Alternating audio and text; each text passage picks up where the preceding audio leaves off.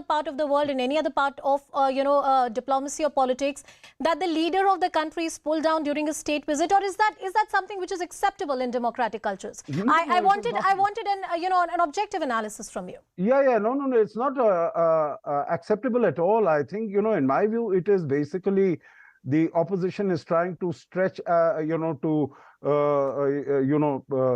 hold on to non-existent straws. There nothing exists, but they are trying to sort of find out some reason or the other. I think the visit has been is a huge success. It's been a game changer. It's been taken the relationship forward in a very, very significant way, and all that is happening is going to be to the benefit of India. And I think the whole country needs to celebrate in that, rather than sort of, as you put it, nitpicking and, trying to show. Well, I'm short of time. I'm short of time today, but you're right. And the domestic issues, of course, are part of our domestic politics. No intervention of any third country is needed. And the opposition has all the right to raise these issues in the domestic politics of the country. The timing of it, as I said, is clearly questionable. Talking about the joint statement that has been issued and what has been substantially achieved, most experts would argue that the visit has been a success. I thank all my guests for joining us on the broadcast, Ashpreet Karyal and Mr. Ashok Sajjanar, and also Tuhin Sinha. Thank you, gentlemen, for joining us on the show tonight. We'll continue tracking this and much more. It's a wrap on Viewpoint tonight. Plain Speak follows.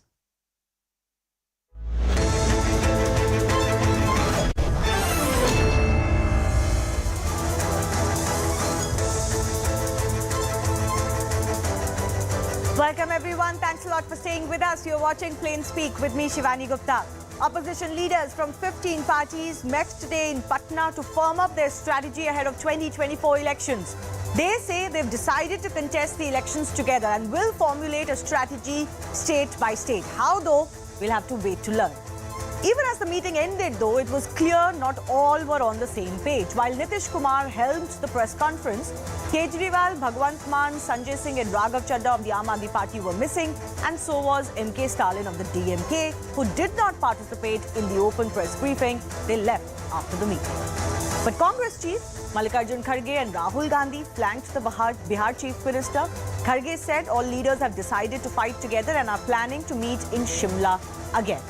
The headline, though, was stolen by the Aam Aadmi Party again, which insisted that unless the Congress party pledges their support against the ordinance by the centre, giving LG supreme authority over bureaucracy once again in the national capital, they will not be able to make an alliance with the Congress party, and neither will they be able to participate in any future meeting. Then how will this move forward? First of all, can all of these other 14 parties work together on ground and make sure they can divide up the kitty for 2024 between them amicably? And secondly, with differences being clear between party interests, the Aam Aadmi Party example being one, is this once again an attempt doomed to fail? We'll take that to our guests in just a bit. First up, soon after the meeting, Aam Aadmi Party released a statement, and it's a pretty damning one. They claimed what they call the Black Ordinance poses a threat to Indian democracy, and that this threat could spread to other states as well, and therefore they indicated other parties should act. They believe it is crucial to defeat this, quote, Black Ordinance.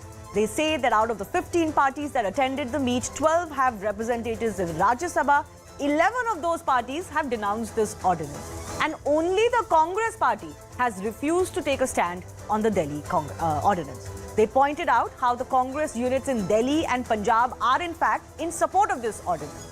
Aam Aadmi Party says Congress's decision to remain neutral raises suspicion over their intentions. The Aam Aadmi Party claimed that Congress leaders told them that they might abstain from voting on the ordinance when it comes up in Parliament.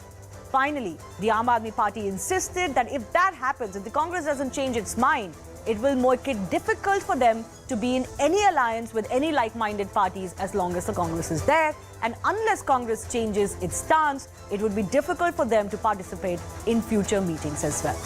I want to shift away from the opposition for just a bit, because even as they come together and try to form this Mahagathbandhan one more time, News18 is learning that the BJP is also working on its own plan for a new NDA in 2024. Now, the Saffron Party has realized that their reliance on Prime Minister's popularity is not enough. we are being told that the BJP is recognizing the pitfalls and has begun work for a quote new NDA. The BJP is reaching out to their estranged friends from the past ahead of the next Lok Sabha polls. Recently, Jitendra Sing's Hindustani Awam Morcha left the Mahagathbandhan and re-entered the NDA, and similar feelers are being given by parties like the BSP, even the Shiromani Akali Dal, TDP and JDS, who may have hinted that they might not be averse to coming back to the NDA. So these are the two contrasting pictures of the NDA and the others. The big question that's coming up today is, given that these differences continue to spill into the open, will the Aam Aadmi Party plus Congress fight? And they have very divergent interests that take up each other's space, plus other such issues for other parties. Will this derail the opposition unity?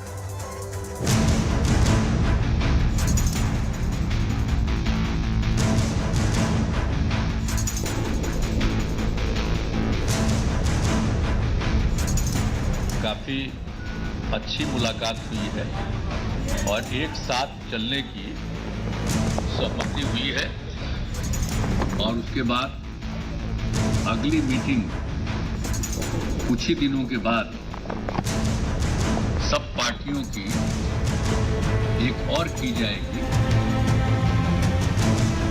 और जब दिल्ली अध्यादेश का matter आया तो सारी विपक्षी पार्टियों ने आग्रह किया कि कांग्रेस भी इसका खंडन करे, लेकिन मीटिंग में कांग्रेस ने साफ मना कर दिया कि इसके ऊपर हम कोई बात नहीं करेंगे।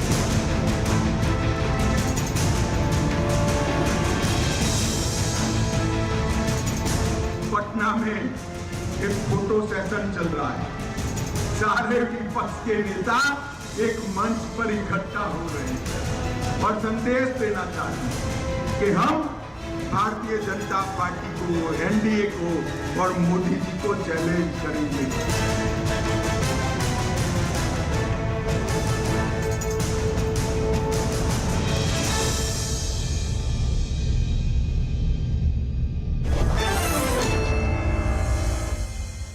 I want to go across to the guests joining us. Guru Prakash Paswan is from the BJP, Sujata Paul from the Congress Party, Siddharth Sharma from the Aam Aadmi Party, Syed Faisal Ali is the RJD National General Secretary. And of course, ladies and gentlemen, you know exactly what I'm going to ask you. Why don't I go across to Siddharth Sharma of the Aam Aadmi Party first up? It's not a statement where you've pulled any punches, Siddharth. The question I want to ask you, though, is your intentions have always been clear and you've made this a red line of sorts for yourself. But how do you expect the Congress to be favourable to you or respond favourably to you when you put them in such a corner in the public domain? You're not doing this behind the scenes. Yeah, Shivani, since I've become the black sheep in this program or the fulcrum of the highlight, howsoever you look at it. Not at all. Siddharth, I don't know why you're calling yourself the black sheep. Absolutely not. I've got 3 members of the opposition and only BJP on one side. No. It was out of just that I was saying, just Go to ahead. make it a little bit cool the issue. That's what my either you look at me as a black sheep or the fulcrum of the highlight. But the issue here is that since this issue also has a context and a little bit of nuance, I hope you give me 2.5 minutes to explain myself very simple, very clearly and very concisely. What is the purpose of any unity? Be it Pandavas or Lord Ram coalition having a coalition with Vanar Sena? It is power or principle. What drives a unity? Does power drive a unity or principles drive a unity? Indian ethos and righteousness demands that we perform or perish for principle. That is what Sampati did, fighting for Sita ji against her kidnapping by Ravana. That is what Lord Ram did. That is what Lord Shri Krishna exalts us to do in the Gita also, irrespective of what the consequences are. The jet black midnight ordinance is sabotaging the very first article of India, which says that India is a union of states. States make a Indian Union, not the other way around. But Delhi is not a state. Is nullifying the votes of 2.5 crore Delhi people. Arvind Kejriwal today meeting the opposition or the people there was not as a individual, not as a head of a political party, but as a representative of 2.5 crore Delhiites. Now a Delhiite's vote has been nullified to 0. Now, on one hand, I would like to congratulate Nitish Kumar ji for making sure that all the opposition parties come together on his platform. And as he said, in principle, all of them agree to it. Now, the point of contention here is very simple. Congress of today is carrying a very hallowed legacy of its founding fathers framing the federalism in our constitution. We hope that Congress of today will live up to and act according to its legacy. It has not done as of today in our meeting. All the opposition, all the other regional parties had asked Congress to come up categorically. As of today, Congress has not said so. We hope that since Congress also carries a very hallowed legacy of framing federalism in the constitution was Congress's act. So I think today or tomorrow, good sense will prevail. We are not just hopeful, we are confident that Congress will come around and categorically. You're saying this is a matter of principle for the Congress party. I don't disagree with you, but I think you're confused on the principle itself. The principle for them, as the likes of Ajay Makan and others have been saying, is that never in the history of Delhi has the government or the legislative assembly had the control over bureaucracy. Delhi was never envisaged to be like that, and Delhi has never been like that. It's not a full state. But in any case, let Sujata Paul respond to you. Sujata Paul, how will this work? And what do you make of the very caustic attack coming in against you, your party, by the Aam Aadmi Party? Because they're not just calling out your stance, they're forcing you to take it, or the entire opposition unity comes, maybe it falls. And they're also saying they are suspicious of your intentions and that you seem to have some sort of a deal with the BJP. Certainly not. That is not how it is, and that might be how people might be made to look at it. But the fact is that everybody has had a chance to speak. Everybody has put forward their views, and this was the first meeting in a series of meetings which are going to happen now. And opposition unity is bound to take place. Here, I would like to point out that NDA lost its allies. Does that mean that the government doesn't stand? So similarly, the opposition stays as the opposition, and no matter who comes on board and who's not there. But we do want everybody to come on board. And of course, when there are issues like the Aam Aadmi Party is talking about, or some other party will come up with some issue. Now, don't forget that even Mr. Omar Abdullah might have a problem with Aam Aadmi Party having supported the BJP on Article 370 abrogation. But that doesn't mean that no doors can open. There is always a chance for a ventilator to open and light to come in. So let's wait and watch. And these are decisions which will be taken with time. And we will come to know what is going to happen in the future as far as this alliance is concerned. But why don't you make your stand on the ordinance clear? Have you changed your stance? And are you going to come under the pressure of the Aam Aadmi Party? A good question, but these decisions are, now they've put this forward. So obviously we are not like the BJP that will abuse Conrad Sangma, and then once we get 2 seats, then we'll call him up and say, oh, hello, we want to form the government with them. So here we will wait and we will discuss, because Mr. Kharge and Rahul ji were there at Patna. Now they'll come back to the capital. They will consult with other leaders, because we have a whole lot of people, right? And we are a large party. So we will discuss and you will come to know shortly. Okay. Guru Prakash Paswan, I want to come to you. How do you look at these efforts? The BJP is doing press conferences and making statements to say that this is all going to come to naught. But I must say that the opposition leaders, whether they get all of them under one umbrella or not, obviously not all parties were there, they are very serious, or are seemingly very serious, to do something about this opposition unity. A very warm good evening to you and all my fellow panelists. Shivani, I have names of leaders who participated in today's meeting. So Mr. Rahul Gandhi, he is obviously son of former Prime Minister of India, Mr. Rajiv Gandhi. Tejasvi Yadav, son of former Chief Minister of Bihar, Mr. Lalu Yadav. Mufti Muhammad, daughter of Mufti Muhammad's daughter Mehbooba Mufti.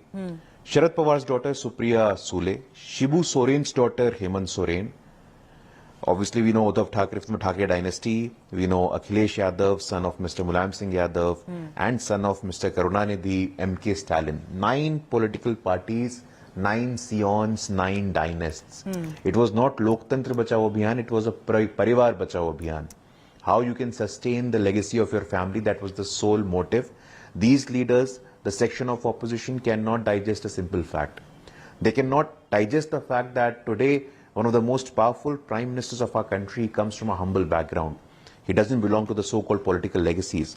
They can't tolerate the fact that we have a woman president from the tribal community from Odisha's Mayurbhanj region for the first time in our history. Yes, Shivani. No, but Guru, all of that taken, and we've obviously debated all of these issues. My question to you was a little bit different. Yes, there are differences between what the BJP NDA stands for and what the opposition will stand for.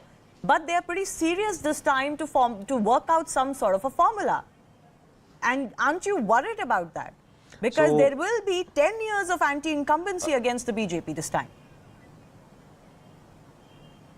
I mean, Shivani, you have followed politics very closely in the last 9 years, and I think anti-incumbency can be dealt through pro-incumbency. We have seen what happened in Uttar Pradesh. We made a history. What happened in Uttarakhand, we made a history. The mandate of 2019 was a larger mandate with respect to 2014. But as far as our seriousness is concerned, Shivani, I must make this very clear that Mahagadbandhan, the so-called Mahagadbandhan of Bihar, where are the Mahadalits in the Mahagadbandhan?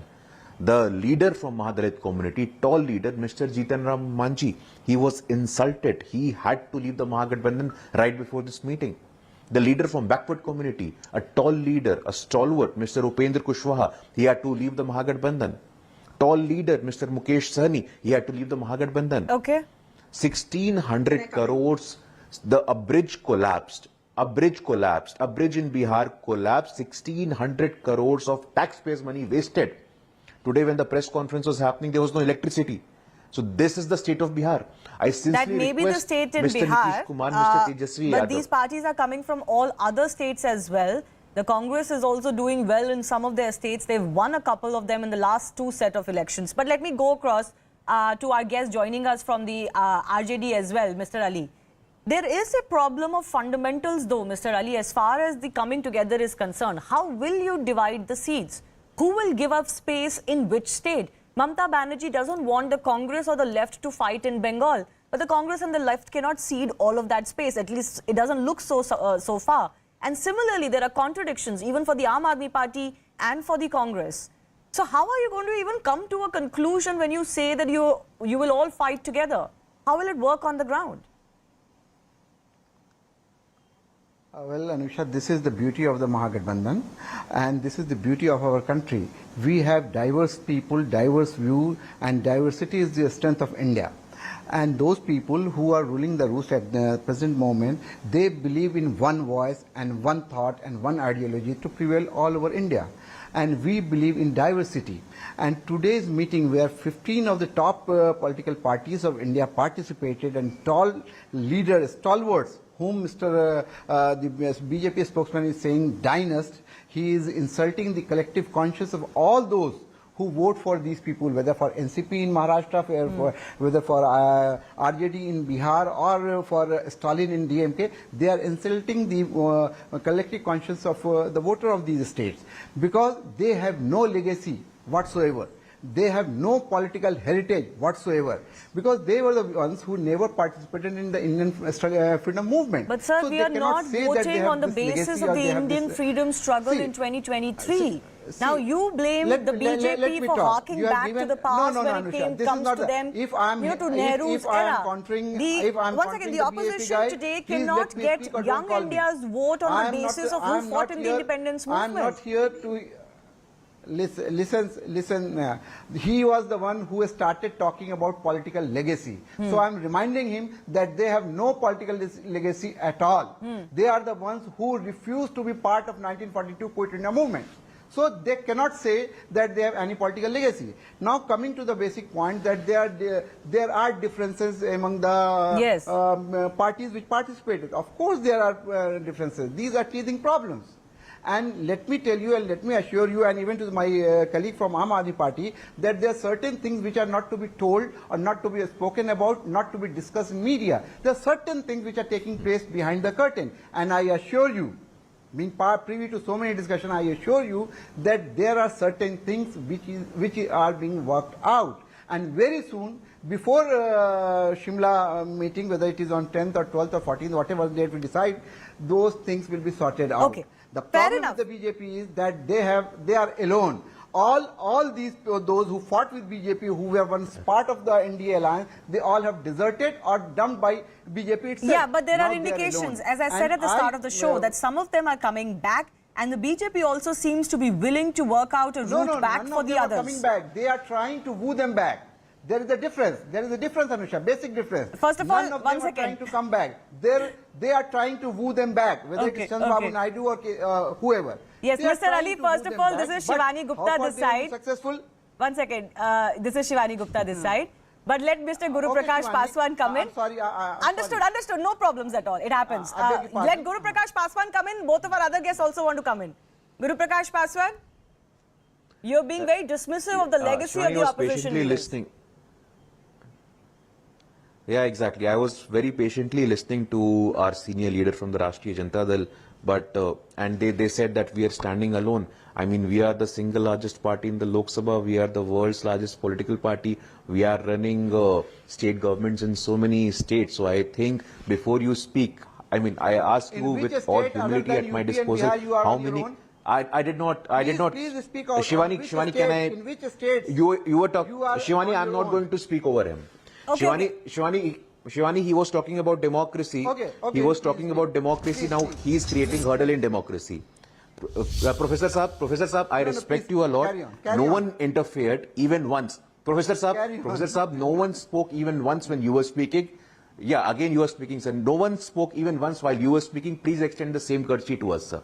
Thank you so much. So, as a party with 303 MPs, how many MPs does Rashtriya Janata Dal has? Zero. Zero in the Lok Sabha. Zero in the Lok Sabha. With all due humility, I am suggesting in Rashtriya Janata Dal, who goes to Rajya Sabha? Misa Bharti. Who becomes the leader of House in the Legislative Council? Rabri Devi. Who becomes the Minister of Health? Mr. Tej Pratap Yadav. Who becomes the Deputy Chief Minister? Mr. Tejaswi Prasad Yadav. When you are not willing to go beyond one family, exactly everything in the organization, everything in the party, everything in the government stays in one family. People of Bihar remember the jungle Raj of Rashtriya Janata Dal. Okay, I don't want to make this about dynastic politics. We don't need to I think remind you we're of that. discussing a larger issue. But yes, Mr. Ali, I'll give you 30 seconds to respond, please. 30 seconds. Yeah, what he is talking about the Jungle Raj, when Lalu Prasad Yadav gave voice to the Dalit and the downtrodden and the underprivileged people, those who were at the higher echelon of the power, they started feeling suffocated. So they started calling it Jungle Raj. No, it was not Jungle Raj. We were trying to give voice to High those Court. who were not being It was heard Patna earlier. High Court, sir. It was the And Patna High Court that called. That is Patna High Court called it Jungle Raj. It was not the people. Thank you. Census. No. Patna High Court said it, sir. Patna High Court. Thank you. Caste-based census because you. Patna High Court said. Patna High Court said it's Jungle Raj. Patna High Court said it is Jungle Raj, sir. We did not say. Patna High Court said when there were massacres happening in the name of caste. When there were massacres happening, when there were manslaughters happening in the name of caste, what did you do then? You absolutely did nothing. You cannot look beyond one family. You cannot look beyond one family. You exploit the fault lines in the name of caste. You exploit the fault lines in the name of caste. You oppose. Violence. Violence is something that Rashtriya Janata Dal specializes in. Speaking, I kept quiet. So please have decency to keep Please quiet. finish in next 15 minutes. 15 seconds, please. Please. Let me speak. Yeah. Either he speaks or I will speak. He is reminding us what is happening in Manipur. What you will call it, whether it is a jungle raj or civil war. What is happening in Manipur? What you have made Manipur. The whole world is looking at Manipur with concern, and the Prime Minister is going and beating his drum in USA. Okay. So this is okay, let's not deviate from the subject. Let's not deviate from the subject. We've discussed all of these issues all the time, but let's focus on the subject today, which is about whether the opposition parties can come together and whether that can truly challenge the BJP. That is not showing much signs of any reduction as far as the Prime Minister's popularity is concerned, and certainly at the national level there seems to be no one alternative coming in. I'll take that to Sujata Paul. Reduction in the number of parties in NDA. Yes, but sir, the BJP itself is growing. They may not need that many partners anymore. 28 partners. Now they are left with 4 parties. Mr. Ali, you raise a good point, but my point is that it's not a necessity to have a coalition. We can have a single party government. So So not having coalition partners doesn't mean anything. They cannot contest any election on their own. This is what I'm trying to say. BJP on its own cannot contest election and win election wherever. What are you saying? Whether it is Haryana or whichever state you talk about. 303 MPs. Okay, Zero anyways. MP, and that comes from a party that has 0 member of parliament in Lok Sabha. All right. Rashtriya I Janata Dal has just 0 ran member some of of the parliament in Lok numbers. Sabha. Your face of Siddharth, corruption I is want to come to exposed you. in front of One Bihar. second. Some of our Zero audience are MPs you waiting. have. Siddharth, I want to come to you. Zero member of This is a parliament. fundamental question. Leaving your Zero member of parliament, zero. Okay, leaving your bitter fight with the Congress party aside, the numbers are not in favor of those in attendance today. If you combine the strength of all of these members, even for your ordinance, for example, it's not working out, even in Rajya Sabha. Shivani, was that the question for me or Sujata? Yeah, that question is for you too. I'll take it to Sujata too. Okay.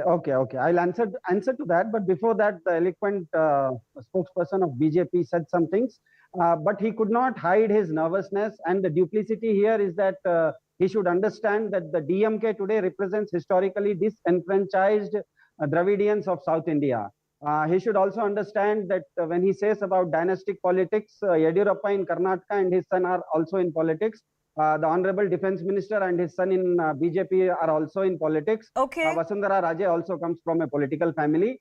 The issue is very simple here. This is now a principled fight between federalism of the constitution versus BJP's uniformism via coercion.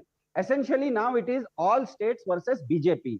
And the Congress has to understand it's a very simple and a very logical question. Just like the Delhi ordinance has been brought, tomorrow, because shipping is under concurrent list and Karnataka is a coastal state. Just recently, Congress has won Karnataka. Tomorrow, if BJP comes up with a midnight ordinance taking over shipping from Karnataka state to central government, will the Congress accept to it? Sir, it's as simple as that. As sir, I said, Sujata Paul can respond to that, but it's not an equitable, it's not an equivalence you can draw. Delhi is not a full state. Please correct yourself. The 5-judge constitutional bench very clearly said that wherever there is a Vidhan Sabha, it is a state. Sir, that judgment also said, Siddharth ji, you are being economical with the truth. Speak about union territories. No. Article number 1 says that India No, is a union that state, judgment, and Delhi said Delhi is not a normal union territory. One second, can I finish? Please correct yourself. Can I finish? Then you correct. Can I finish? That judgment has given the power to the central government to legislate on any and all matters related to the national capital region. So that judgment also said that if tomorrow the government brings in a legislation, they can augment the powers and the role of the LG. That's not incorrect. So do you mean to say that 5-judge scholarly bench was less wise and one Pradhan is more wise? No, now you're shifting the goalpost. You're shifting the goalpost. You're getting into whether the government should do it or not. I've only talked about the fact that the ordinance gives and recognizes the power of the central government to legislate on these matters. Shivani, whether you agree or not, the viewers of CNN, News18 are intelligent enough to understand. They can Google and see the article number 1 of India states. Yes. India is a union of I states. recommend. Wherever there is a Vidhan Sabha, Mr. Sharma, I did debates on this ordinance. I am aware of the fact that the judgment itself includes a passage that gives the central government the powers to legislate on this issue. Please don't speak over me. Siddharth ji, please don't speak over me. Let me come in.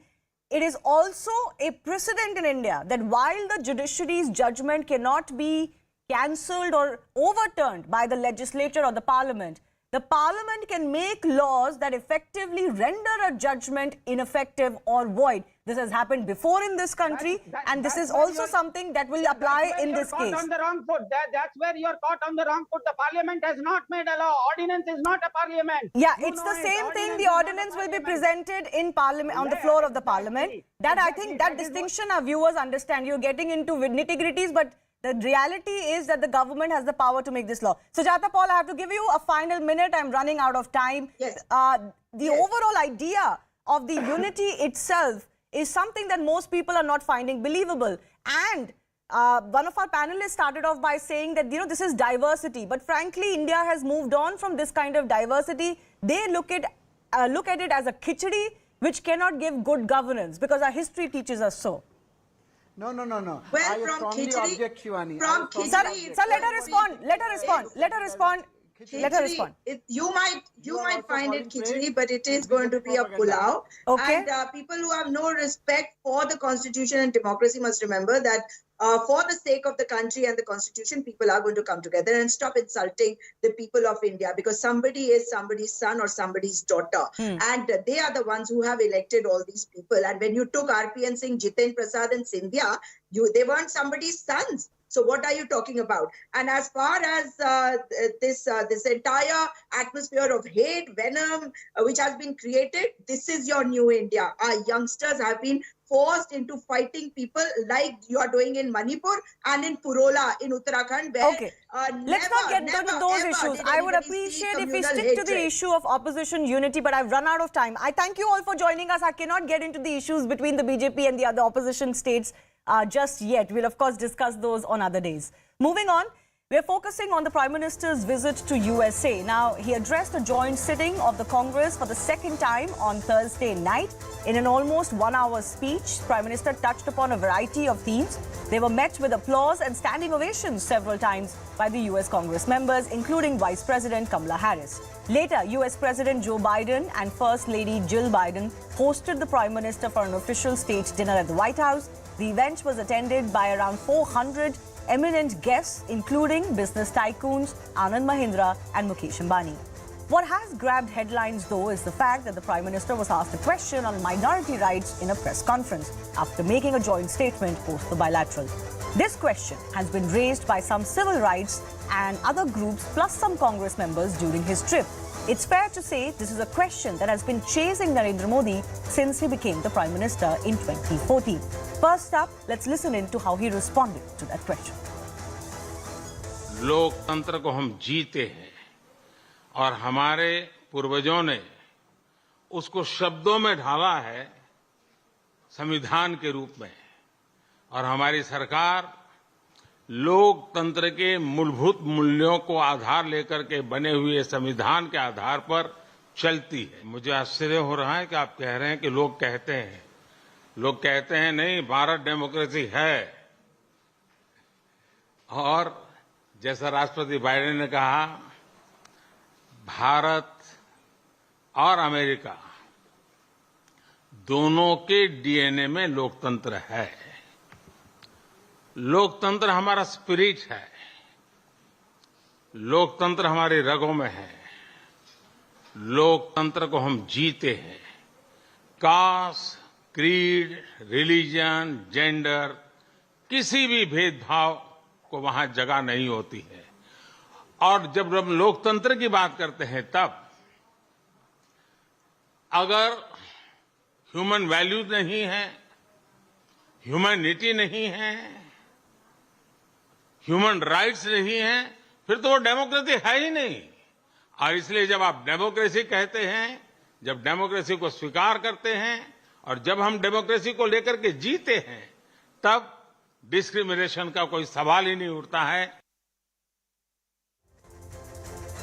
So the big question is, has the Prime Minister answered the critics on the minorities question well enough, and enough for this question to now be rested? I take that forward with a special guest joining.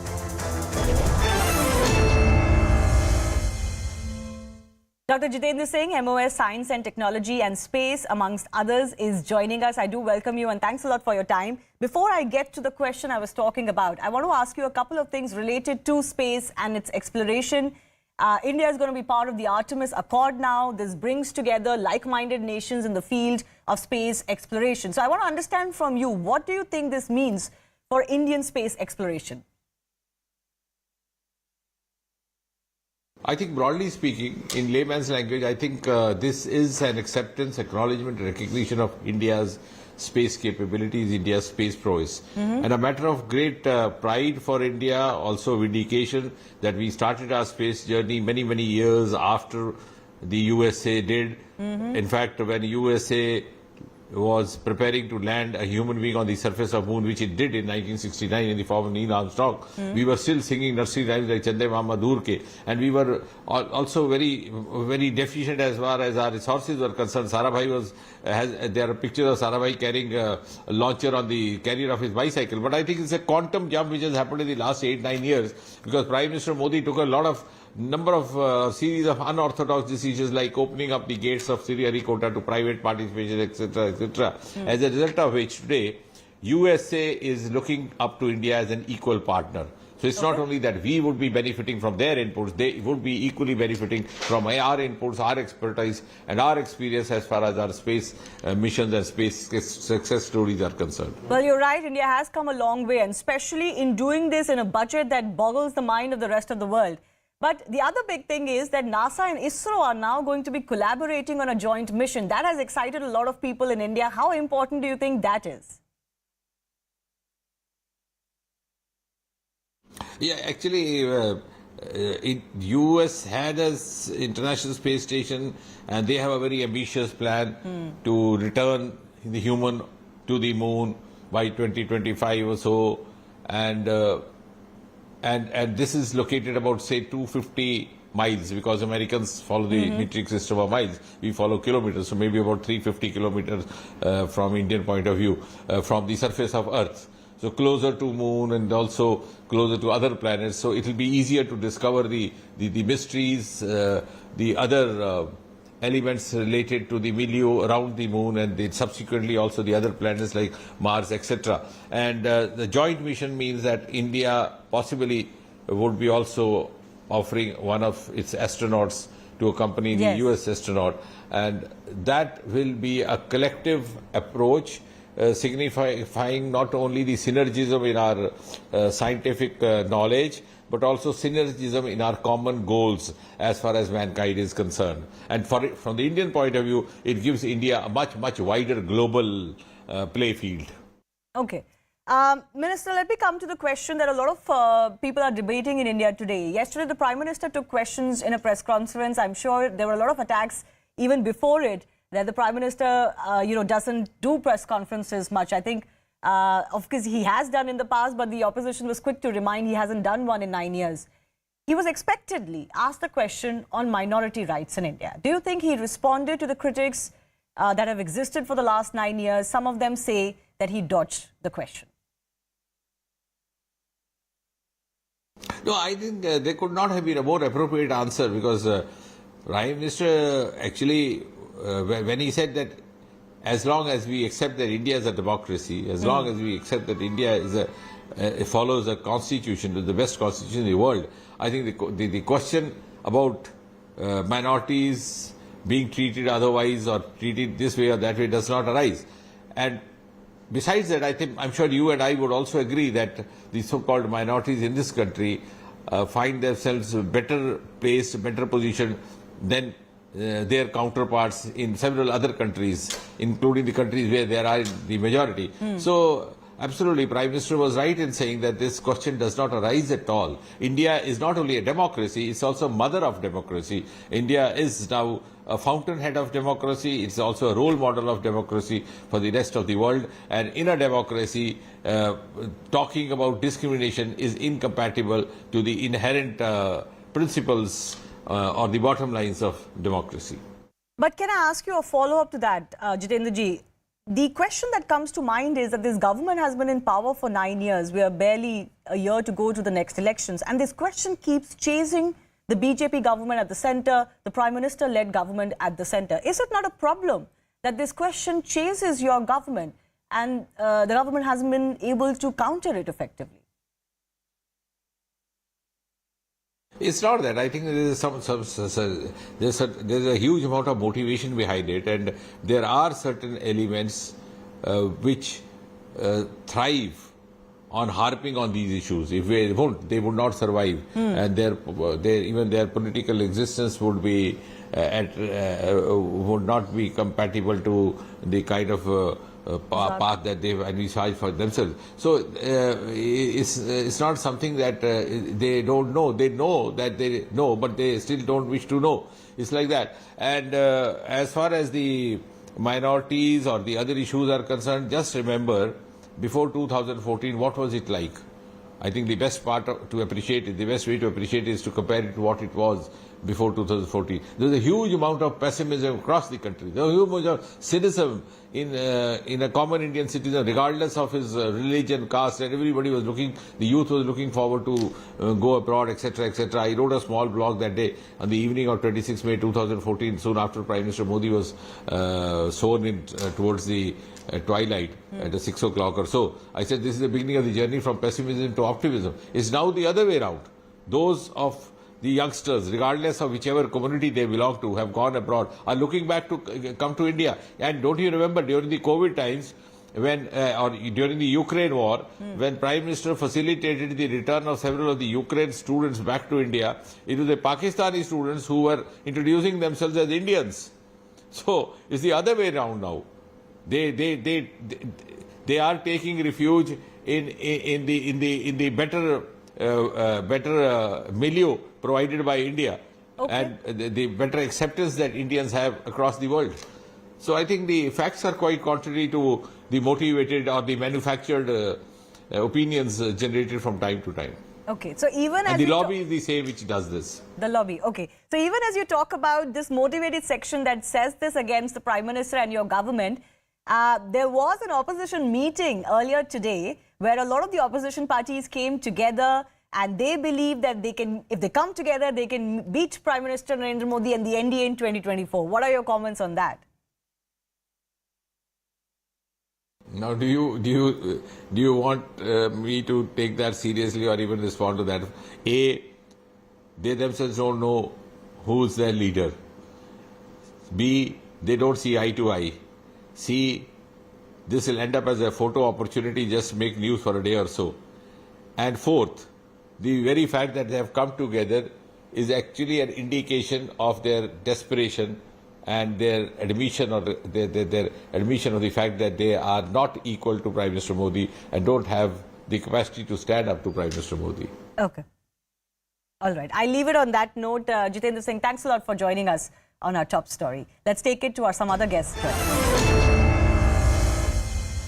The Prime Minister is sitting down with a lot of the members of the business community in a short while from now. Sameer Lalwani is Senior Fellow and Director of the South Asia Program at the Stimson Center. Sunil Alag is Managing Director, SK Advisors. So a lot of the politics and diplomacy has been discussed. So far, all of the deals that the Prime Minister or the Indian contingent, the Indian government has managed to bag, would you say that this trip of the Prime Minister has been successful business-wise? And has there been an elephant in the room, that elephant being China? And is this why the US is doing what it's doing in its partnerships with India? Sameer. Well, thanks for having me. First of all, I'm actually with the U.S. Institute of Peace these days. And I agree that there is actually a dragon in the room, and that is certainly China. It has a lot to do with the defense cooperation that's maturing between the U.S. and India. It's also a lot of what's driving the supply chain resilience and friendshoring that you're seeing with investments in semiconductors and jet engine technologies and other investments that are trying to take place, open RAN, 5G wireless, telecommunications. So for all those reasons, yes, it's being driven by China. China's behaved very aggressively in the Indo-Pacific. It's coerced its neighbors. It's intruded on their territory, encroached on their airspace, and tried to strong arm and bully its trade partners and its neighbors. So for all those reasons, I think there's a certain amount of alarm in the region, and the U.S. and India see eye to eye on wanting to balance that power in Asia and to create a stable balance of power in the Indo-Pacific. Right. Sunil Alag, I also want to take your comments.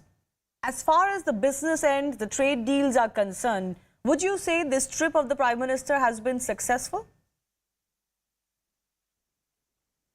You're asking me? Yes, Sunil Alag, go ahead. Yeah.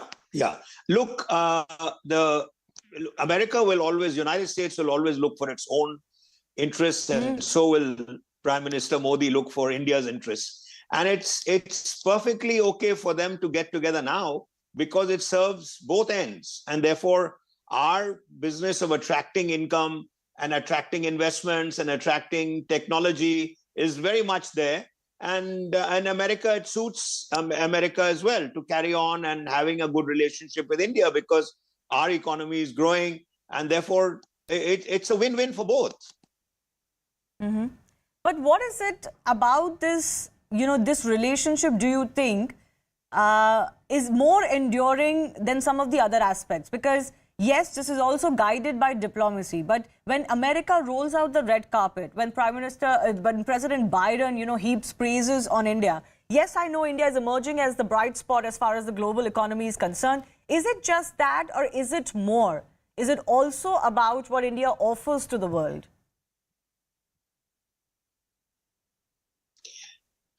Look, as far as I'm concerned, no matter what we offer to the world, everywhere the United States has been quite selfish, and India has been very selfish as well. Because when Russia offered oil at a lower price and at a discount, we took it. And we answered America saying, look, I mean, it's not in your interest, but it's in ours. And therefore, today, America has come to India because we are an economy and they are worried about China. And therefore, they need to spread themselves out. Look, America has, the Democrats especially, have never been for India. They've always been for Pakistan. They've always been for someone else. And whether they come in today is not a question that we should feel very happy about. It's in their interest and our interest. As long as it's a win-win situation, the US will support India. So you think this is a win-win situation, right? That's what I'm trying to get at. Has India extracted its pound of flesh as much as US would? Yes, I think so. I think they have. I mean, look, it helps them. And as far as we are concerned, it helps us. So look, we've got our pound of flesh. And Mr. Modi is very well, every time he leaves India, whether it's the UK, I've just come back from London, and no matter where he goes, he is today a statesman, and therefore America as well as the rest of the world looks upon him as such. Okay, and so is India growing under him, and that's it. Samir was laughing when I said that, when I used the phrase, has India extracted its pound of flesh? Samir, you want to expand that also from your expertise? Because, India also has concerns with the belligerent China. There's a tech transfer for a jet engine that has been spoken about and being done for the very first time. These are things India wanted, but they weren't given to India.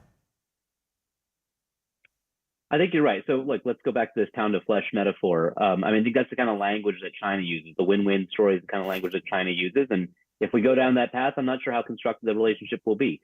But if we talk about it in terms of transactions between partners that are trying to build each other's strengths and to collaborate for stability and deterrence in the Indo-Pacific, I think that's a more productive path to go down. You're right that there is a landmark deal for jet engine technology transfer and co-production in India. That is a significant move that has not been done by previous administrations, Republican or Democrat. That speaks to the moment and speaks to sort of the intensity of the pressure that China is placing on the Indo-Pacific, but also the Herculean efforts from the U.S. government and political system to make this happen. This is not something that the United States has shared with any other partner, and it is the highest level of technology that India has ever received, including any of the collaboration they had with Russia for 60 plus years of technology cooperation.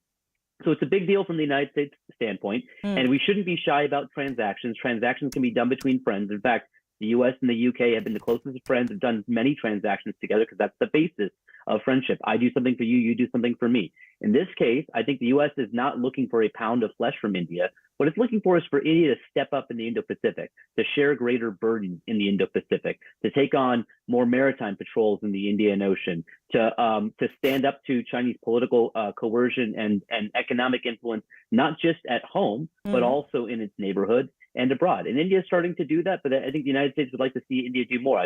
We'd like to see greater collaboration between our navies and our air forces.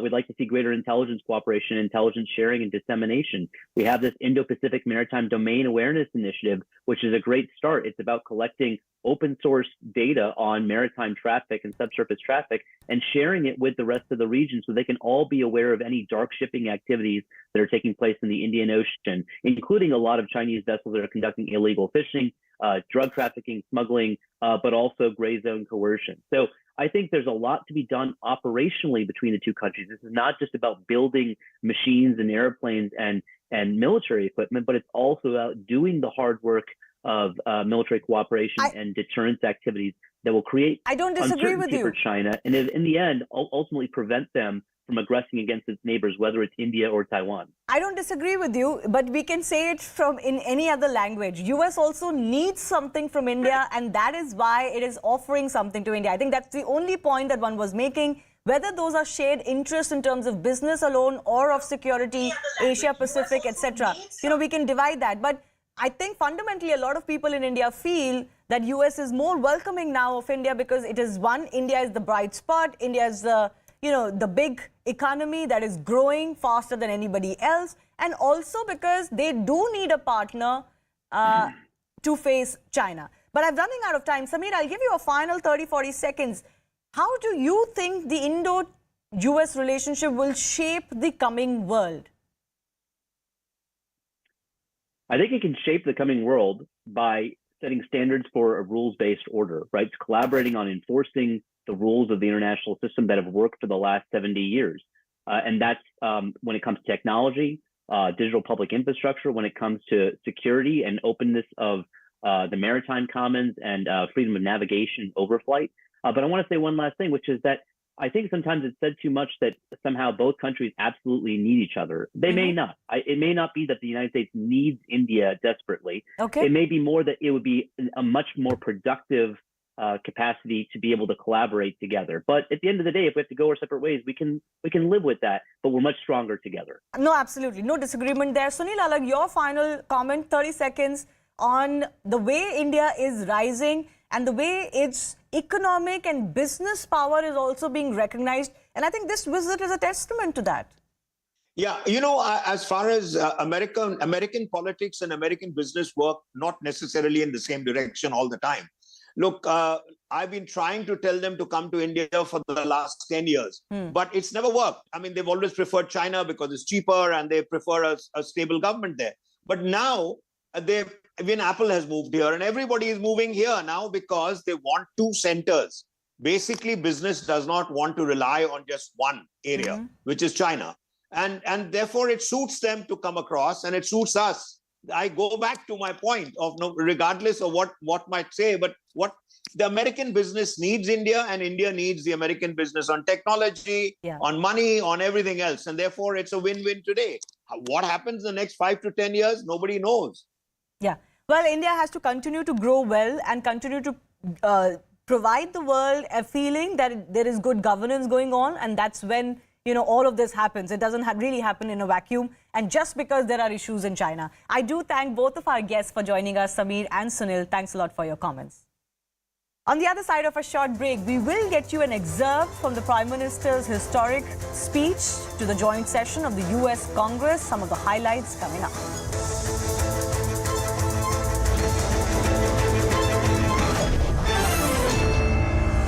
Relationship पीछे छोड़कर आज हम transfer of technology, को development और को production की तरफ बढ़ चुके हैं।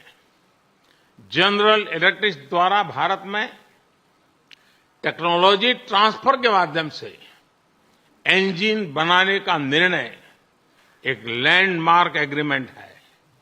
इससे दोनों देशों में रोजगार के नए अवसर भी खुलेंगे। यह आने वाले समय में हमारे रक्षा सहयोग को एक नया स्वरूप देगा। इस सहयोग में दोनों देशों के रक्षा उद्योग और स्टार्टअप्स महत्वपूर्ण पार्टनर्स हैं। उन्हें आपस में जोड़ना हमारे डिफेंस इंडस्ट्रियल रोडमैप का मुख्य उद्देश्य है। स्पेस साइंस और टेक्नोलॉजी में हमारा गहरा और वर्षों पुराना सहयोग रहा है। आज हमने आर्टेमिस अकॉर्ड्स में शामिल होने का निर्णय लेकर हमारे स्पेस कोऑपरेशन में एक लंबी उड़ान भरी है।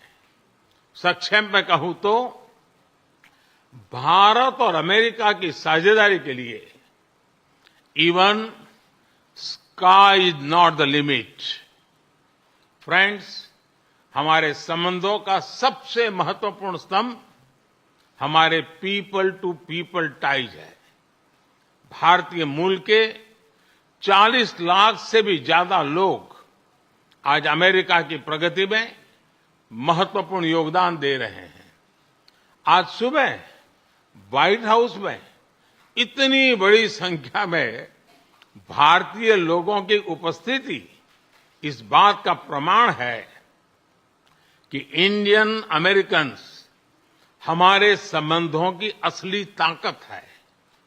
इन संबंधों को और गहरा करने के लिए हम अमेरिका द्वारा बेंगलुरु और अहमदाबाद में कॉन्सुलेट्स खोलने के निर्णय का स्वागत करते हैं। उसी तरह सिएटल में भारत का नया कॉन्सुलेट खोलेंगे। फ्रेंड्स, आज की बैठक में हमने कई क्षेत्रीय एवं वैश्विक मुद्दों पर चर्चा की।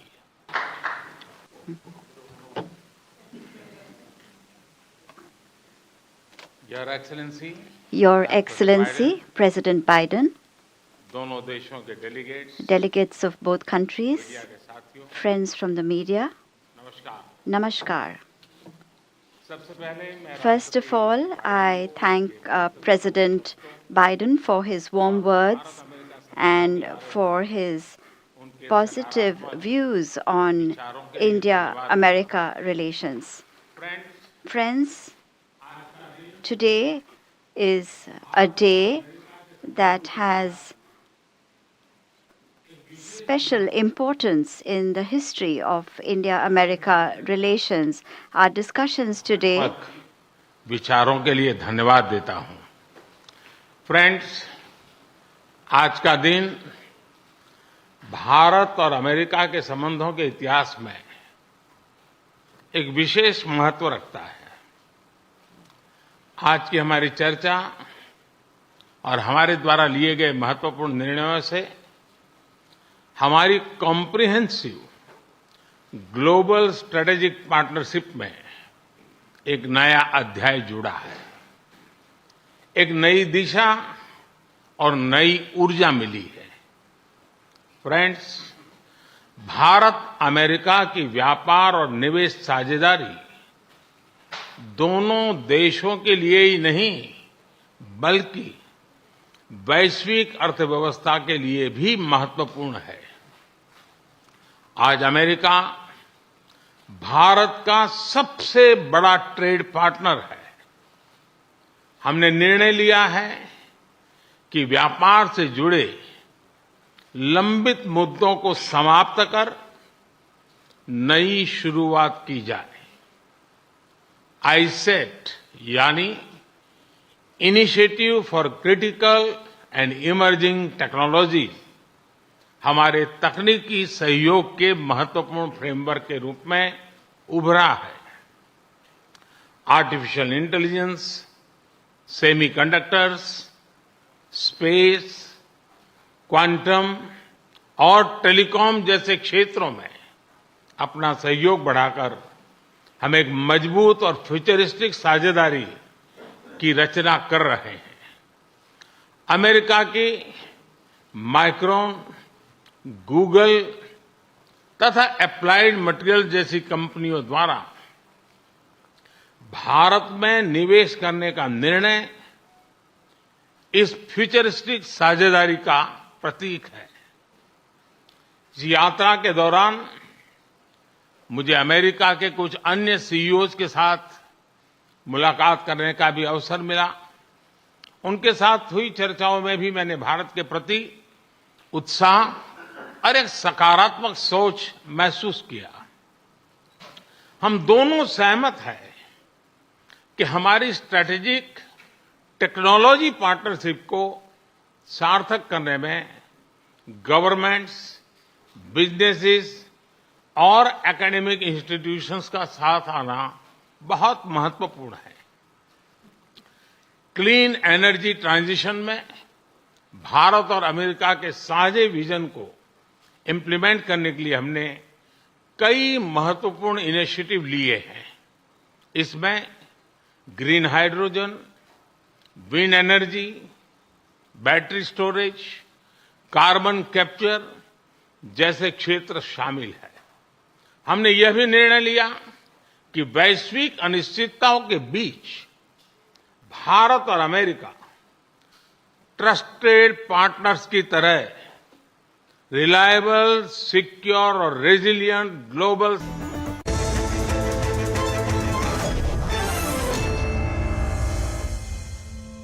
In the past few years, there have been many advances in AI, artificial intelligence.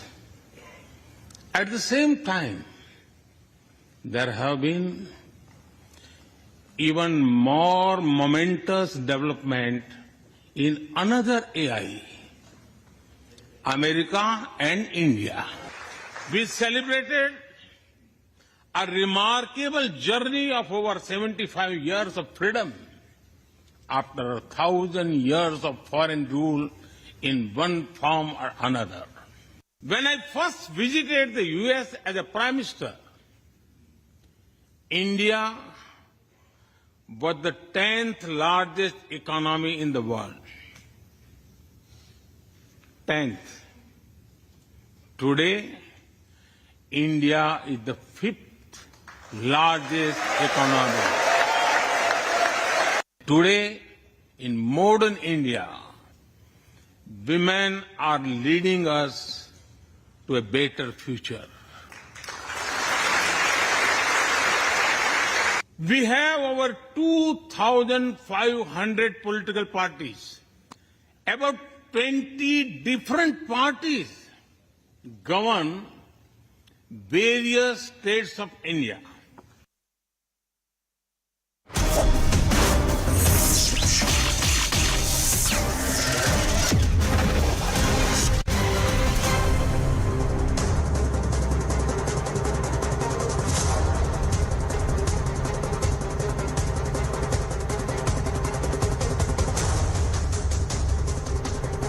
Namaste, Jai Hind and welcome to this edition of The Right Stand. I'm Anand Narasimhan.